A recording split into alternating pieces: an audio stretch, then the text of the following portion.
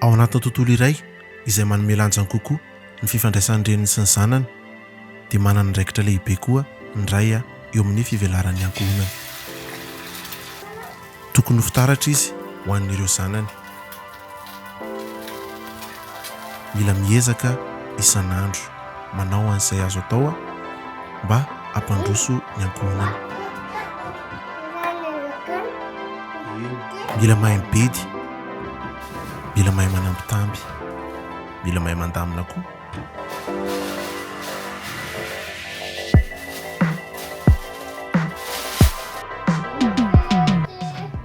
Rehefa miteraka ianao dia lasa tsapanao daholo izay zavatra tsapan'ny ray aman-dreninao ateo alohanao.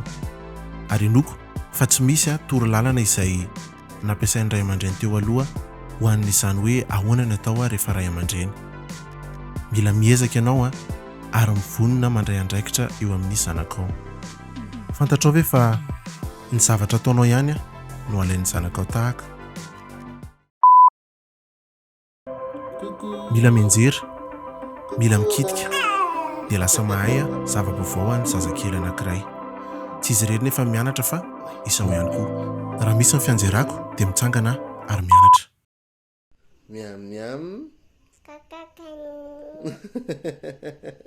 Izay anisan'ny teny ny tenenin'ny zanako voalohany.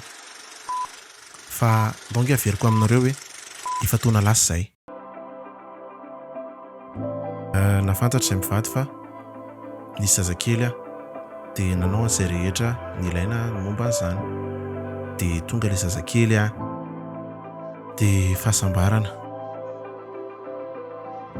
Fasahirana kely ihany koa. Satria nieritreritra amin'izay hoe izy zazakely izany izao dia tsy maintsy misy zavatra mpandeferina dia tsy maintsy misy sakafo hohanina ho an'ny zazakely fa ny zaza tsy mahalala an'izany hoe tsy misy izany. Dia nianatra an'izany hoe ahoana ny atao rehefa mitaiza zazakely. Nanontany olona, nampiana-tena ary miezaka maka an'izay zavatra fantatra rehetra momba an'izany naiza naiza. Tena dia teny ny fotoana mitaiza, nampianatra nandeha,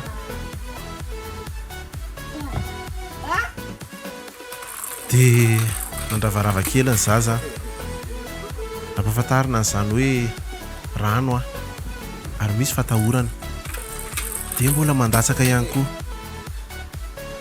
Mafantatra ny vatana izy dia milalao rano.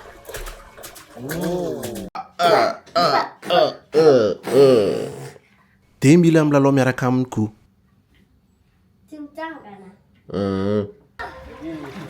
Manana roa zao.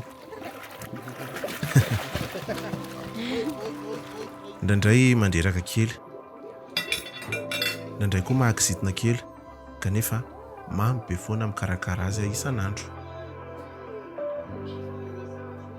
Izay ny asany menanao dia mila ataonao tsara arak'izay vitanao. Efa atao mamay izany. Aza mipelipelika aloha. Inana biberon ve? Dia efa io indray ilay faharoa. Fa ny momba an'izay moa mbola tantara hafa indray.